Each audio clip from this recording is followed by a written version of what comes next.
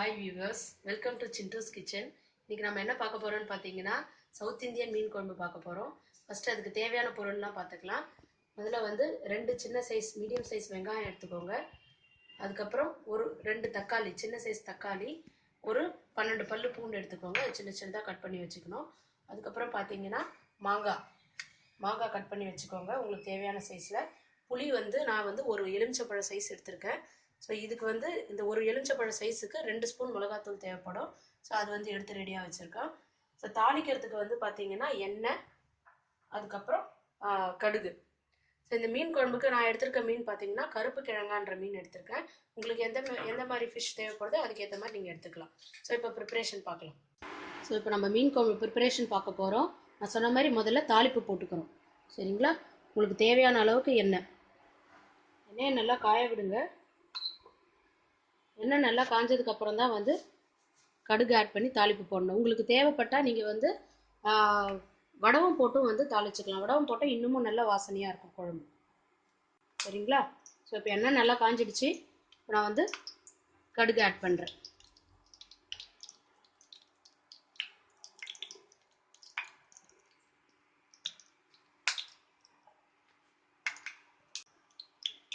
கடுகை பொறுமையாக பொரிய விடுங்க. கடுகு பொரியல்னா வந்து டேஸ்ட் நல்லா இருக்காது.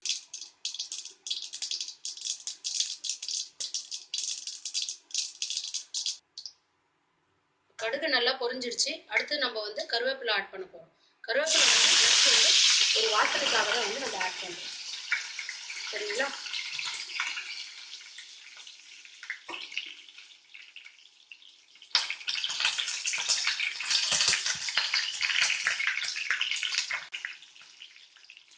கருவேப்பிலை ஆட் பண்ணதுக்கு அப்புறமா வெங்காயம் ஆட் பண்ணுறோம்.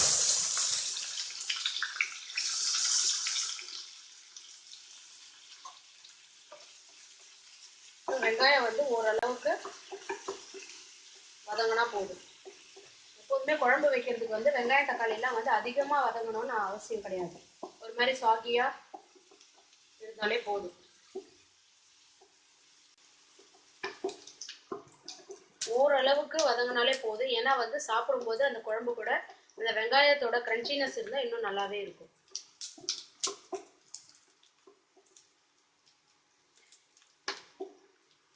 இப்போ ஓரளவுக்கு வதங்கிடுச்சு. அடுத்து நம்ம வந்து தக்காளி சேர்த்துக்கலாம்.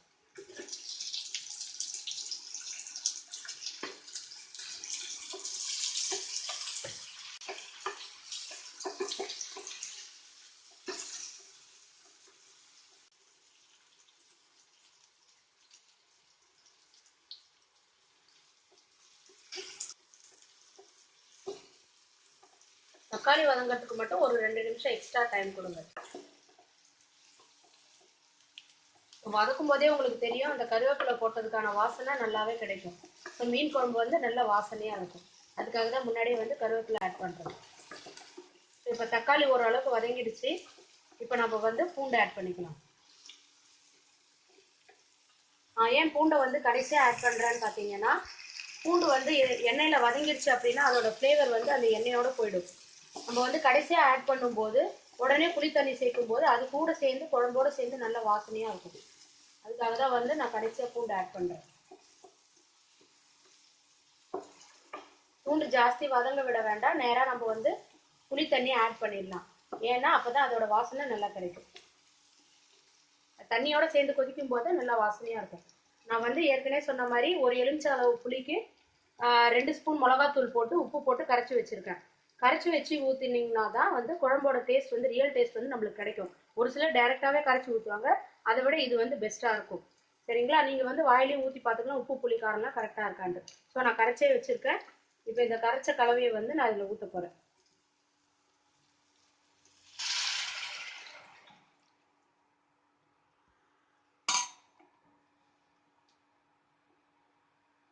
நான் எடுத்திருக்க குவான்டிட்டி வந்து 2 பேர் சாப்பிட்ற அளவுக்கு எடுத்திருக்கேன். உங்கள் ஃபேமிலியில் நீங்கள் எத்தனை பேர் சாப்பிட போகிறீங்களோ அதுக்கேற்ற மாதிரி அதோட குவான்டிட்டியை வந்து இன்க்ரீஸ் பண்ணிக்கலாம். ஸோ இப்போ புளி கரைச்சல் ஊற்றியாச்சு. இந்த குழம்பு வந்து மீன் வந்து இப்போ போடக்கூடாது. ஒரு 10 மினிட்ஸ் குழம்பு நல்லா கொதிக்கணும். கொதிச்சதுக்கப்புறம் மீன் போட்டிங்கன்னா தான் நல்லாயிருக்கும். அதுக்கு முன்னாடி மாங்காய் மட்டும் போட்டு நம்ம கொதிக்க வச்சுடுறோம்.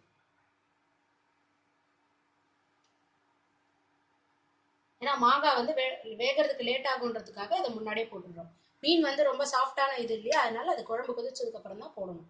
ஸோ இப்போ ஒரு 10 மினிட்ஸ் குழம்பு கொதிக்கட்டும், அதுக்கப்புறம் நம்ம மீன் ஆட் பண்ணிக்கலாம். ஸோ இப்போ குழம்பு நல்லா கொதிச்சிருச்சு, உங்களுக்கே தெரியும் பாருங்கள், அந்த எண்ணெய் எல்லாம் வந்து சுற்றி நம்ம ஊற்றின எண்ணெய்லாம் வெளியில் வருது. ஸோ இதுதான் வந்து கரெக்டான கன்சிஸ்டன்சி. இப்போ வந்து நம்ம மீனை ஆட் பண்ண போகிறோம். ஃப்ளேமை ஸ்லோ ஃப்ளேமாக வச்சுட்டு அதுக்கப்புறம் நம்ம என்ன பண்ண போகிறோம், மீன் ஆட் பண்ணணும். ஏன்னு பார்த்தீங்கன்னா மீனை வந்து ஹை ஃப்ளேமில் வச்சு போட்டிங்கன்னா உடனே கரைஞ்சிடும். சரிங்களா? ஸோ அதனால ஃப்ளேமை நல்லா குறைச்சிட்டு அதுக்கப்புறமா நம்ம மீனை வந்து ஆட் பண்ணிக்கிறோம்.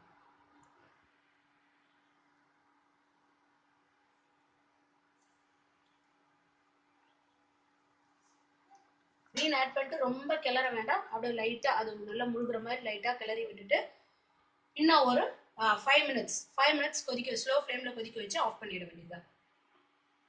ஸோ மீன் போட்டு 5 மினிட்ஸ் ஆயிடுச்சு. இப்போ பார்த்தீங்கன்னா குழம்பு நல்லா கொதிச்சிடுச்சு. ஸோ இதுக்கப்புறம் நீங்கள் வந்து வச்சுருக்கக்கூடாது. சுவையான சவுத் இந்தியன் ஃபிஷ் குழம்பு தயாராகிடுச்சு. இது நீங்கள் வந்து ஒயிட் ரைஸோட சர்வ் பண்ணிங்கன்னா ரொம்ப டேஸ்ட்டாக இருக்கும்.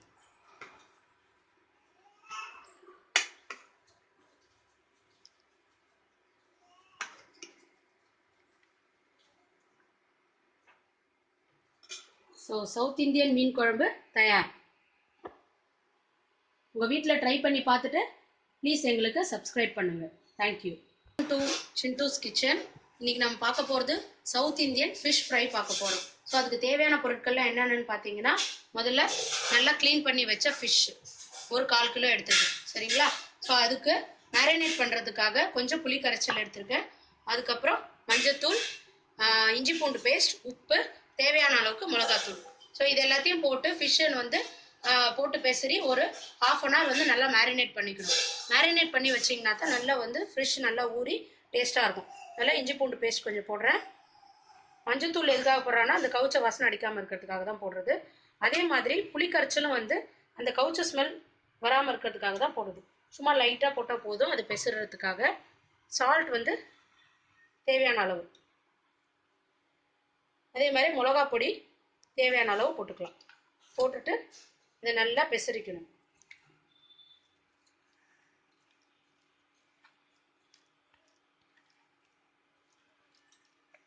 கரண்டியில் பிசைறதை விட உங்கள் கையால் பிசைஞ்சிங்க அப்படின்னா நல்லா ஈவனாக எல்லா இடத்துலையும் ஸ்ப்ரெட் ஆகும்.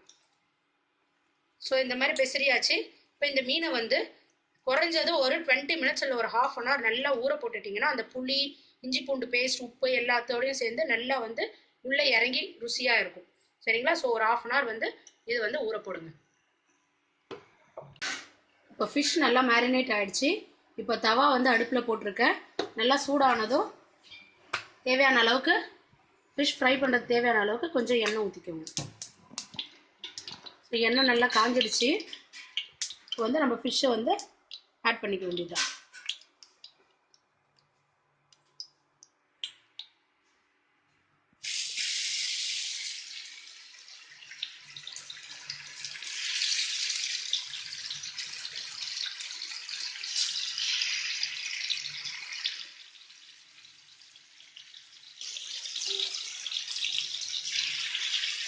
தவாவை நல்லா ப்ரீ ஹீட் பண்ணிட்டு தான் வந்து ஃபிஷ்ஷை வந்து நம்ம போடணும். எண்ணெயை ஊற்றிட்டு ஃபிஷ்ஷை போடணும். அதான் வந்து ஃபிஷ் நல்லா வந்து பொரிஞ்சு வேகும்.